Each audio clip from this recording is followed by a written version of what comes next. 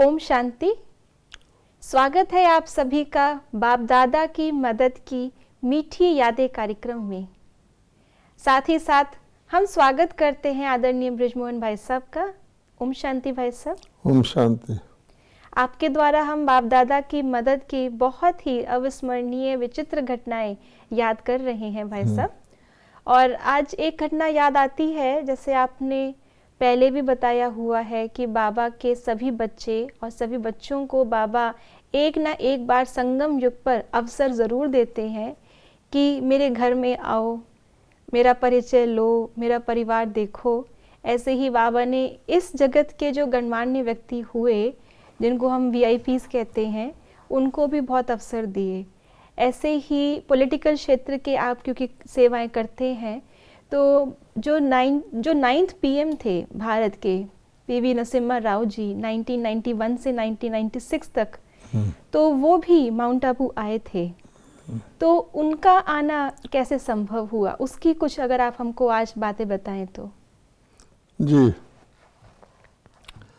ऐसा है कि अन्य लोगों का माउंट आबू आना फिर भी इजी होता है। जैसे बड़े बड़े डिग्नेटरीज हैं जी, राष्ट्रपति हैं, गवर्नर हैं, चीफ जस्टिस हैं, आदि जजेस हैं। लेकिन जो प्राइम मिनिस्टर होता है देश का, वो बहुत ही बिजी व्यक्ति होता है जी। वास्तव में उसके पास ही रियल पॉलिटिकल पावर होती है। उसके सारे देश के कोने कोने का संभालना पड़ता है। कभी भी कहीं भी कुछ हो जाता है। कई बार प्राइम मिनिस्टर को स्वयं तुरंत जाना पड़ता है, कोई ऐसी घटना हो जाती है।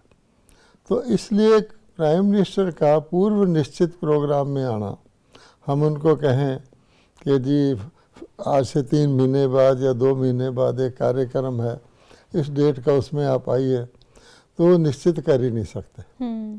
अच्छा, फिर अगर निश्चित हो भी जाए तो कोई भरोसा नहीं है, एन मौके पर उनको कुछ ऐसी बात आ जाए। तो most difficult task prime minister का माउंट आबू ले जाना। दिल्ली के दिल्ली में फिर भी आ जाएंगे, लेकिन माउंट आबू ऐसे करके ले जाना, क्योंकि हमें भी उनके लिए ऑडियंस चाहिए होता है। तो जब वो आते हैं तो हम भी देश भर के अपने भाई बहनों को निमंत्रण देते हैं। खास मौका होता है, वहाँ के गणमान्य व्यक्तियों को भी निमंत्रण देते हैं। तो इस प्रकार का ये सिचुएशन था। तो इसलिए उनका आना बाबा ने ही संभव कराया जी। तो किस प्रोग्राम के निमित्त भाई साहब, ये जनरल विजिट थी? हाँ, पहली बात तो ये है कि हमारे वो संपर्क में कैसे आए जी। तो नरसिम्हा राव जी आंध्र प्रदेश से बिलोंग करते हैं। तो वहाँ वरंगल शहर है, जहाँ के एक भाई थे, मधुबन में भी आते थे और अपने काम से दिल्ली भी आया करते थे। उनका नाम था लोहाटी जी, और वो मर्चेंट्स एसोसिएशन के प्रेसिडेंट थे अपने वारंगल के। उनका नरसिम्हा राव जी से अच्छा परिचय था। तो पहली बार जब हमारा परिचय उनसे हुआ तो लोहाटी जी के द्वारा हुआ। लोहाटी जी दिल्ली आए, हमने उनको कहा और वो हमको उनके घर ले गए और मुलाकात कराई। तो प्रथम मुलाकात इस तरह हुई थी। तो उस समय वो PM थे? नहीं, PM नहीं थे। नरसिम्हा राव जी ने बहुत सारी मिनिस्ट्रियाँ संभाली थी जी। जैसे बड़ी बड़ी जितनी भी मंत्रालय हैं, defence minister, external affairs minister, home minister, इस तरह से उन्होंने मिनिस्ट्रियाँ संभाली थी। तो हम वक्तन उनसे मिलते रहते थे। ख़ास तौर पे रक्षाबंधन का मौका तो हमारे पास होता ही है बहनों के पास, और बीच में भी कभी कोई मौका लग जाए, उनका जन्मदिन आ जाए या कुछ ऐसा हो, हम मिलते थे। तो लास्ट मिनिस्ट्री उन्होंने पहले जो मिनिस्टर बने वो HRD मिनिस्टर बने, फर्स्ट मिनिस्टर। वैसे लास्ट मिनिस्ट्री जब उन्होंने प्राइम मिनिस्टर ने बनने से पहले संभाली थी, वो शायद होम मिनिस्ट्री थी। तो जब HRD मिनिस्टर बने थे तो हम उस मौके पर उनसे मिलने गए थे। और वो हमें सीधा ही इनफॉर्मली अपने घर में अंदर बुला लिया करते थे। तो बोले, अपने आप बोले कि देखो ये एजुकेशन मिनिस्ट्री थी, इसको HRD मिनिस्ट्री बना दिया है, पहले तो समझना पड़ेगा ये HRD क्या है, हम ऐसा बोल रहे थे। यद्यपि वो बहुत ही लर्निड व्यक्ति थे और वो उनके लिए मशहूर था। ऐसा प्राइम मिनिस्टर कभी नहीं, ऐसा नेता कभी नहीं हुआ जो 17 लैंग्वेजेस जानता हो। मोस्ट इंडियन लैंग्वेजेस को जानते थे। उनकी अपनी मदर टंग तो तेलुगु थी, लेकिन मराठी में भी भाषण करते थे। मराठी एसोसिएशन के एनुअल डे पर मराठी में भाषण किया था और कई विदेशी भाषाएं भी वो जानते थे। तो कुल मिलाकर जो व्यक्ति 17 भाषा जानता हो वो कितना लर्निड होगा। इसलिए उन्होंने कहा कि उस चीज़ की महीनता को जानना चाहते थे, HRD क्या होता है। क्योंकि पहली बार एजुकेशन मिनिस्ट्री का नाम उन्होंने ह्यूमन रिसोर्स डेवलपमेंट, ये भी बड़ा डिबेटेबल पॉइंट है कि ह्यूमन रिसोर्स को क्या डेवलप किया जाता है, एजुकेशन तो अलग चीज़ है जी। और आजकल भी एक नई जो गवर्नमेंट है वो उसको रिवर्स करवाना चाहती है, खैर ये अलग विषय है जी। तो हम उनसे मिला करते थे। तो लोहाटी जी के थ्रू ही हमने उनको माउंट आबू आने का निमंत्रण दिया और लोहाटी जी उनके बहुत क्लोज थे और हम भी उनसे कई बार मिल चुके थे, इसलिए उन्होंने वो निमंत्रण स्वीकार कर लिया। तो लोहाटी जी से हमारा संपर्क कैसे हुआ? वो बीके थे। अच्छा, वो बीके थे और वो क्योंकि मर्चेंट्स ऐसे तो दिल्ली का उनका आना जाना होता था, माउंट आबू भी जाता, एज ए बीके उनका उनसे कनेक्शन हुआ था जी। और वही हमको उनसे इंट्रोड्यूस कराने ले गए थे। अब उनके कहने पर तो नरसिम्हा राव जी ने एक डेट भी फिक्स कर दी, जो उनको कन्वीनियंट खाली दिखी, सब तय हो गया। फिर भी हमें शक था क्योंकि प्राइम मिनिस्टर है, तो हमको पता है प्राइम मिनिस्टर का प्रोग्राम तो सुबह और शाम में, अभी दिल्ली में, अभी गुवाहाटी में होंगे, कुछ भी हो सकता है, तो होना। तो वहाँ फिर हैदराबाद में एक और हमारे बीके भाई थे, वो बहुत बड़े इंडस्ट्रियलिस्ट थे, KVK राजू, वहाँ के प्रसिद्ध इंडस्ट्रियलिस्ट थे और नागार्जुना ग्रुप ऑफ इंडस्ट्रीज के वो चेयरपर्सन थे। और नागार्जुना हिल्स भी है, वहाँ उनका हेडक्वार्टर था। और एक नागार्जुना फर्टिलाइज़र बहुत प्रसिद्ध उन्होंने कंपनी बनाई थी, उसके भी चेयरमैन थे। वो अच्छे बीके थे और बहुत सारे क्वालिटी प्रोग्राम जो वहाँ कराते रहते थे। तो हमने उनको कहा कि देखिए, इनको हमने फिक्स तो कर लिया, लेकिन इनको लाने तक आपने जिम्मेवारी लेनी है। तो उन्होंने कहा ठीक है। तो फिर जैसे सहज हमको मिल गई डेट, हाँ। तो सहज ही आए, कोई परीक्षा तो आई होगी बाबा के कार्य में? क्योंकि ये परीक्षा नेचुरल हम एक्सपेक्ट ही कर रहे थे और परीक्षा आ गई। वो ये हुई कि नॉर्थ ईस्टर्न स्टेट्स में असम वगैरह की तरफ कुछ हलचल हो गई थी, तो प्राइम मिनिस्टर को फ़ौरन वहाँ जाना था और वो डेट्स ऐसी थी कि उनके आने तक हमारी डेट आ जाती थी। तो हमने फिर KVK राजू को कहा कि भाई इस सिचुएशन को आपने संभालना है, कुछ ना कुछ करके, अब उनका फिक्स है, वो भी अपनी डेट्स को ऑनर करते हैं, लाना है।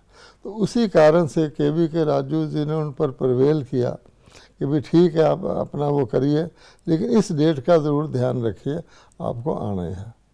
तो जब वो आ गए तो मैंने KV राजू जी को कहा, हम पांडव भवन के लॉन में बैठे थे, तो मैंने कहा देखिए आप आखिर आप इनको ले ही आए। तो मुझे बोले you have press the right button, उन्होंने मुझे ये कहा था। अच्छा, तो खैर नरसिम्हा राव जी आए, तो प्राइम मिनिस्टर हैं, तो सारा उनका नगर में प्रसिद्धि हो गई और जब वो उतरते हैं अपने हेलीपैड पे, सारा वो हुआ।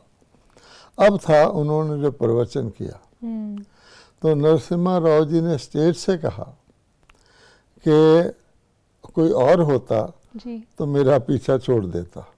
आशा बहन का नाम लिया, ये आशा जी हैं, ये मेरे पीछे लगी ही रही, नहीं तो कोई सोचता चलो छोड़ो इसको नहीं आता, पर ये लगी रही, ये बहनें बड़ी हठीली हैं। अच्छा, उसने बोला।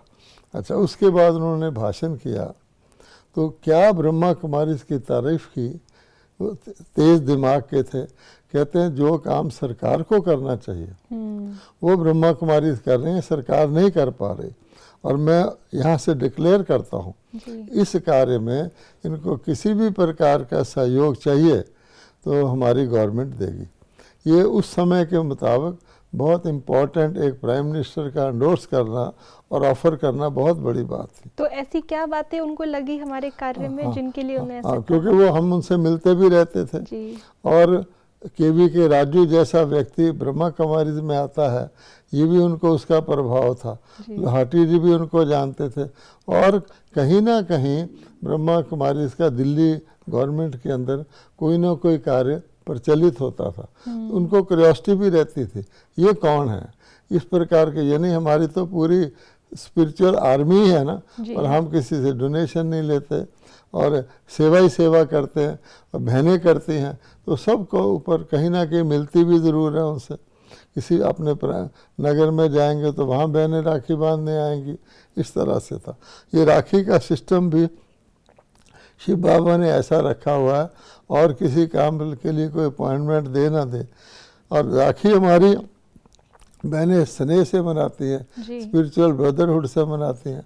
हमारी बहनें तो जेलों में भी जाके कैदियों को राखी बांधती है, वो रो पड़ते हैं कि देखिए हमें कौन दुनिया में हमें यहाँ रखा हुआ, हमारी बहनें नहीं आ सकती, ये बहनें आती हैं। तो वो भी एक बाबा की मदद रहती है, मिलने की एक ओकेजन रहता है, उसमें कोई ना नहीं करता कि आप ना आइए। अच्छा, अब जब उन्होंने स्पीच करी तो ये जो स्पीच होती है प्राइम मिनिस्टर की, ये एक डिपार्टमेंट होता है गवर्नमेंट का, DAVP, वो उस स्पीच को फुल छापता है और उसकी एक सर्टेन नंबर ऑफ कॉपीज छापता है। और वो खुद उनका नियम होता है कि कहाँ कहाँ जैसे सभी गवर्नर्स को जाएगी, सभी VIPs को, प्राइम मिनिस्टर की स्पीच है तो वो उनका डिपार्टमेंट होता। तो उन्होंने उनकी स्पीच छापी, उसमें सब कुछ लिखा हुआ था कि भाई गवर्नमेंट का काम आप कर रहे हैं, गवर्नमेंट नहीं कर सकती वो आप काम कर रहे हैं, और हमारी सरकार आपको हर प्रकार का सहयोग, उस वक़्त ये बड़ी इम्पोर्टेंट चीज़ थी। तो हमने फिर डिपार्टमेंट ऑफ DAVP को अप्रोच किया। हमने कहा इन्होंने हमारी संस्था के लिए स्पीच किया है, हमारी संस्था का इसमें बहुत लाभ है, आप इसकी 3000 कॉपीज और छपवा दीजिए। तो डिपार्टमेंट वालों ने भी एग्री किया। तो 3000 कॉपीज़ फिर हमने मंगवाई अपनी तरफ से, जो हमारे कॉन्टैक्ट पर्सन थे उनको भेजी। उस समय ये बहुत प्रेस्टीज की लाइब्रेरी में रखने जैसी चीज़ हमारी हो गई थी। जी। तो भाई साहब जब वो आए होंगे और मधुबन में सारा देखा होगा, दादियों से मिले होंगे, तो उस समय कोई विशेष बातचीत हुई उनकी? हाँ, मतलब वो सब दादियों से वहाँ पहले तो मिले ही नहीं थे, सारा कैंपस देखा।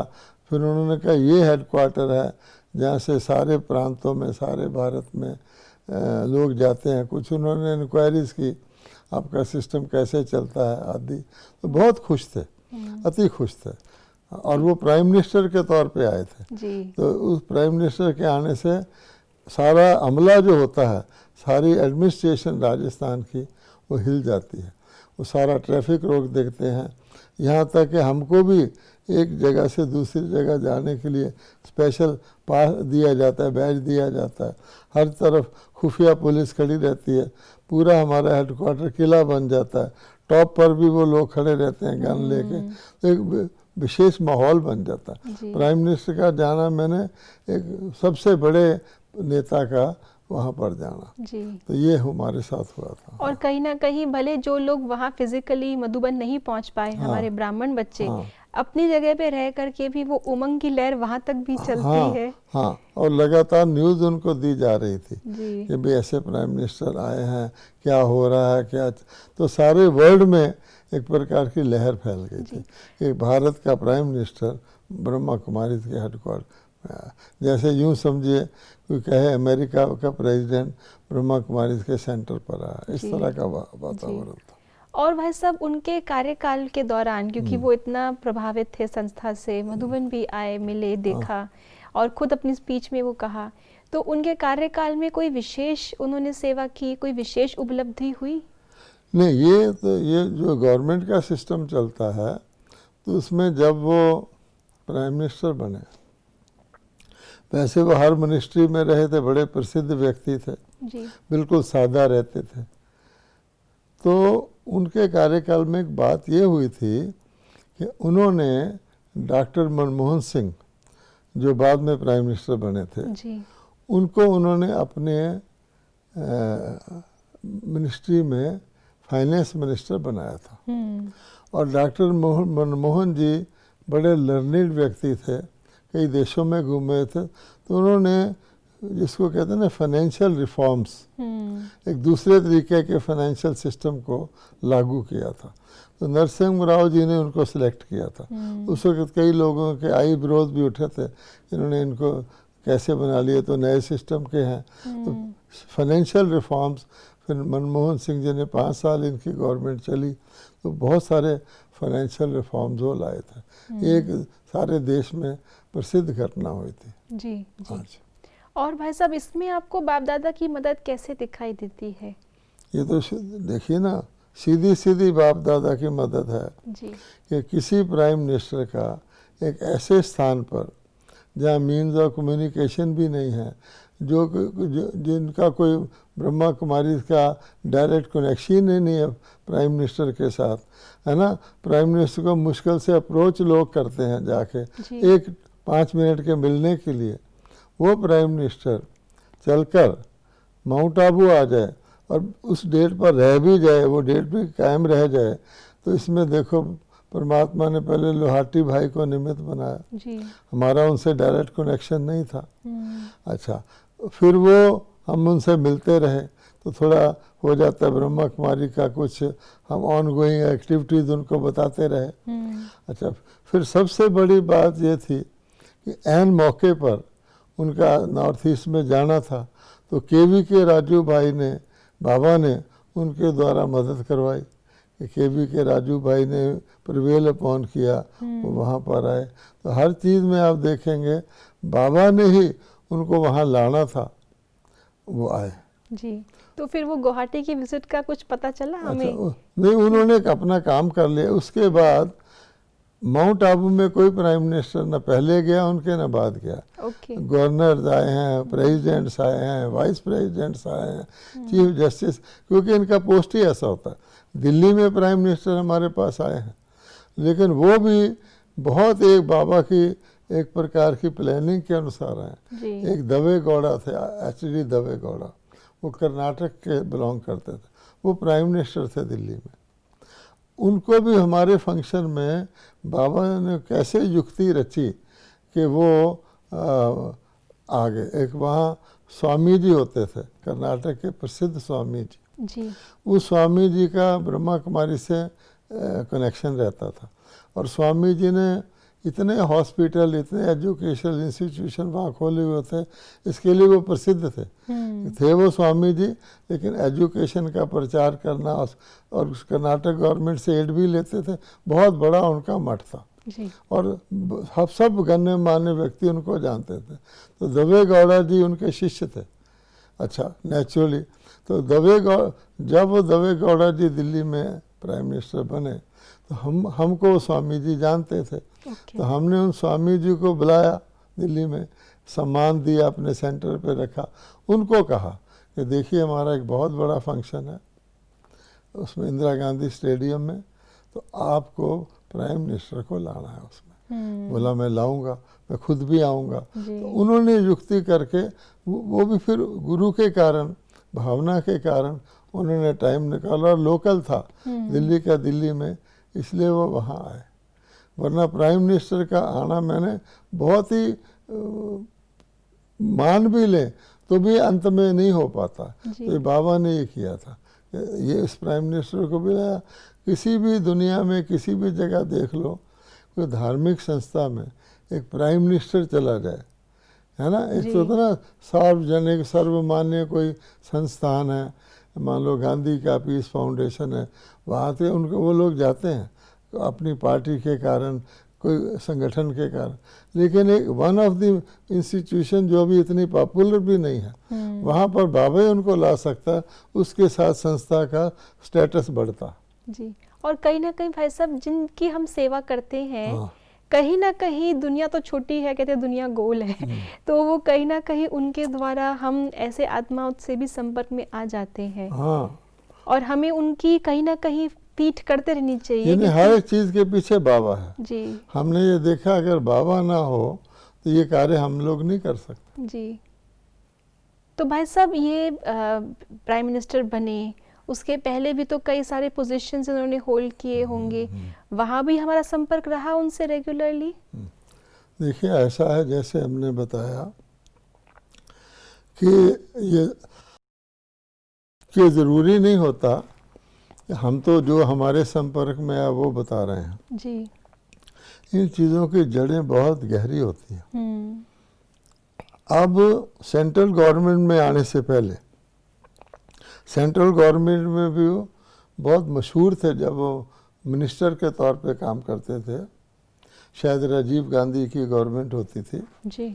तो आप देखिए कि सबसे प्रसिद्ध मिनिस्ट्रियाँ जो आज भी अगर आप सेंट्रल गवर्नमेंट के ऑफिसेज में जाएं जहाँ प्राइम मिनिस्टर बैठता है उसके इर्द गिर्द जो मिनिस्ट्रियाँ होती हैं, एक होती है एक्सटर्नल अफेयर्स मिनिस्ट्री जी।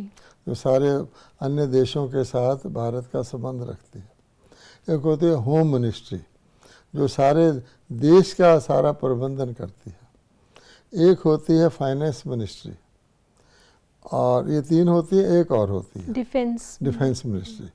तो ये डिफेंस मिनिस्टर भी रहे, ये होम मिनिस्टर भी रहे, ये एक्सटर्नल अफेयर मिनिस्टर भी रहे। अब मुझे याद नहीं कि फाइनेंस मिनिस्टर रहे या नहीं रहे, लेकिन इन्होंने मनमोहन सिंह फाइनेंस वाले को बुलाया तो चारों बड़े बड़े डिपार्टमेंट को इन्होंने संभाला प्राइम मिनिस्टर बनने से पहले। इससे पहले ये अपनी स्टेट आंध्र प्रदेश के चीफ मिनिस्टर थे जी। वो भी एक हेड होता है अपनी स्टेट का, चीफ मिनिस्टर ही फिर सेंटर में आते हैं। अब अगर आप इसका इतिहास देखें, हमसे तो इनको लोहाटी जी ने मिलाया, लेकिन उससे पहले भी जितनी मिनिस्ट्रियों में ये रहे हैं तो कोई ना कोई सेक्रेटरी, कोई ना कोई व्यक्ति ब्रह्मा कुमारी से कनेक्टेड होता है। अच्छा, और फिर आप देखेंगे कि आंध्र प्रदेश में ब्रह्मा कुमारी के बहुत सारे सेंटर हैं। आंध्र प्रदेश में आज तो 2 स्टेट्स बन गई, उसकी तेलंगाना, अनेक सेंटर हैं।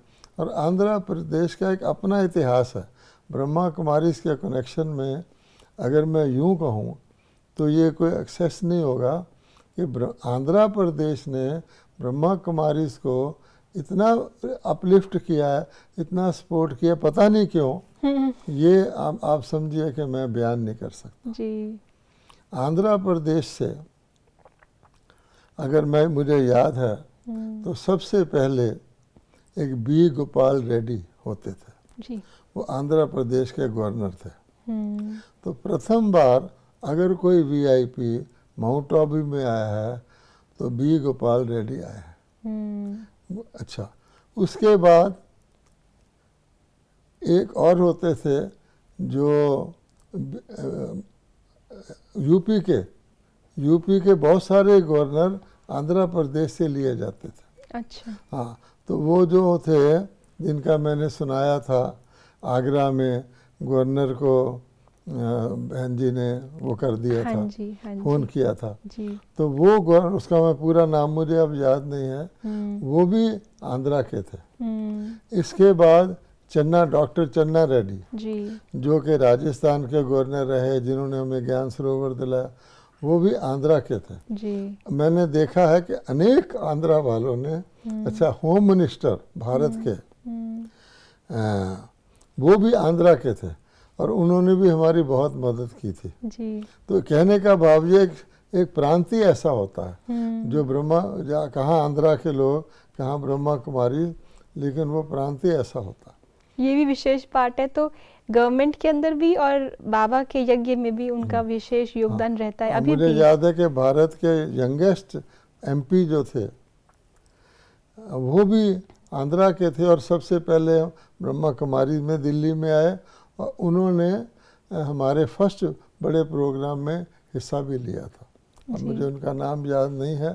अनेक बहुत सारी ऐसी घटनाएं हैं। भारत की लॉ सेक्रेटरी लेडी वो भी आंध्रा की थी।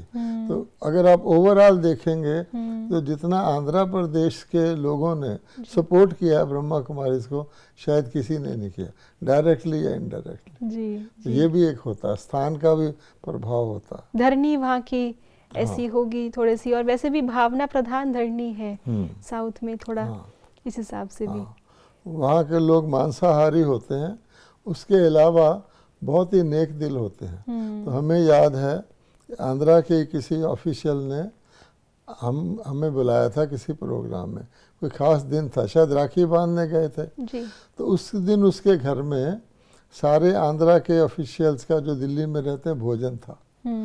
तो हम लोग पहुँचे तो भाई बोला कि बहन जी पहले आप राखी बांध लो, इसके बाद हमारा भोजन शुरू होने वाला है, वो ठीक नहीं है, उसने बोला जी। तो सचमुच फिर बहनों ने राखी बांधी, औरों ने भी वहाँ उनको बांधने गए थे, कई आए हुए थे, बांधी, उसके बाद उन्होंने अपना भोजन शुरू किया। तो हर एक जगह का ये होता है जी। लेकिन दिल के बहुत नेक और धार्मिक रुझाव उनका ऐसा, ये नहीं कि भाई ये नॉर्थ इंडिया की संस्था है या नहीं, बहुत प्यार से उन्होंने, अभी मुझे पूरे नाम याद नहीं, अगर मैं याद करूं तो रिकॉर्ड है उनका जी।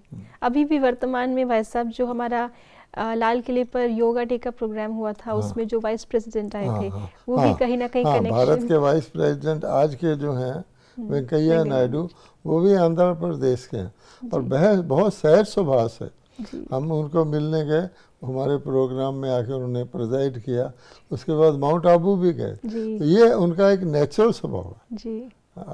तो विशेष योगदान धरनी का भी मिलता है, और धरनी पे जरूर बाप दादा की नजर, बाप दादा के कुछ बच्चे योग के वाइब्रेशंस जिन्होंने उस धरनी को सॉफ्ट बनाया और फिर वो पूरे यज्ञ में उसकी खुशबू फैलती है। मुझे याद है कि जिन केवी के राजू का मैंने जिक्र किया जी, तो वो उन्होंने सबसे पहले, वो वहाँ के प्रसिद्ध व्यक्ति थे, तो वहाँ एक हैदराबाद में कंट्री क्लब है, वो बहुत मशहूर है, जिसमें टॉप क्लास के लोग वहाँ के आते हैं, इनकम टैक्स एडवाइज़र एक यशस्वी होते थे, बहुत टॉप क्लास के। तो उन्होंने, हमारा एक भाई था ब्रायन बेकन, वो ऑस्ट्रेलिया का था और वो मोटिवेशनल स्पीकर था और ऑथर ऑफ बुक्स था। तो उन्होंने ख़ास तौर पे उसको बुलाया था और बुला करके कंट्री क्लब में पूरा प्रोग्राम ऑर्गेनाइज, क्रीम जेंट्री जितने शहर के बढ़िया लोग हो सकते हैं आए। मैं भी वहाँ गया था, मैं माउंट आबू की तरफ से गया था, तो ब्रायन बेकन, वो हम दोनों को बारी बारी भाषण करना होता था।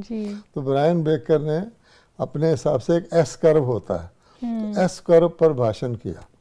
अच्छा, तो मैं तो सिंपल व्यक्ति था, मैं तो ज्ञान के हिसाब से बोलता था। जब मेरी टर्न आई तो मैंने कहा आपने कभी ओ कर्व सुना है?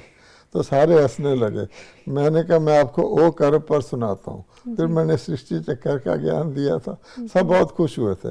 तो कहने का भाव ये, केवी के राजू ने भी बहुत बढ़िया बढ़िया प्रोग्राम ब्रह्मा कुमारी से करवाए वहाँ, जब तक वो जिंदा थे। और उनका एक गेस्ट हाउस था बॉम्बे में, वो भी उन्होंने ब्रह्मा कुमारी को यूज़ करने के लिए दिया हुआ था। वो किसी हार्ट अटैक से उनका शरीर छूट गया था, लेकिन बहुत ही डेडिकेटेड, हाईली प्लेस्ड। मुझे याद है एक बार हम इंडिया के वाइस प्रेसिडेंट से मिलने गए थे, उनके द्वारा ही टाइम लिया था। तो एक कार में उन्होंने खाली एक बुके रखा हुआ था, इतना बड़ा बुके, वाइस, उनका स्टाइल भी था, वो भी मुझे याद है। तो वाइस प्रेसिडेंट क्या, तो उसको सारा स्टाफ उठ के खड़ा हो जाएगा, एक बुके, दो आदमी उसको अंदर ले जा रहे हैं। तो ये थे। और उन्होंने भी अभी जो हमारा नागार्जुन मैनेजमेंट सेंटर चलता है और जो बिजनेस इंडस्ट्री विंग की सेवाएं हैं, उन्होंने अपना एक स्थान दिया हुआ था ब्रह्मा कुमारी के सेंटर के लिए। फिर उनका बेटा है KS राजू, उसने टेक ओवर किया।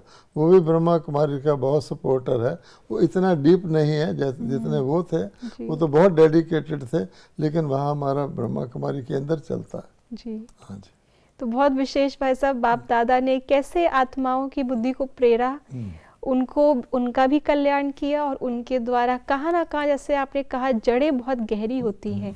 हमें नहीं पता हम जिनकी सेवा कर रहे हैं आगे चल के उस सेवा का क्या स्वरूप निकलेगा। तो इसी प्रकार से बाप दादा के हर चीज़ के अंदर, संगम युग में जो भी ब्राह्मण बच्चे करते हैं, यदि सच्ची दिल से करते हैं और निमित्त भाव से करते हैं, तो वो मेहनत, वो पुरुषार्थ कभी भी व्यर्थ नहीं जा सकता। कहीं ना कहीं ये पुरुषार्थ, ये मेहनत, ये सेवा फल ज़रूर लाती है और ऐसा यज्ञ में कार्य करा जाती है जिससे कि हर व्यक्ति का भाग्य बन जाता है। तो ऐसे ही बाप दादा की मदद के कई और यादें हम भाई साहब के द्वारा जानते रहेंगे, जिनको आज तक हमने ना देखा, ना जाना, ना सुना। इसलिए आप सभी इस कार्यक्रम के द्वारा भरपूर लाभ लेते रहिएगा। ओम शांति।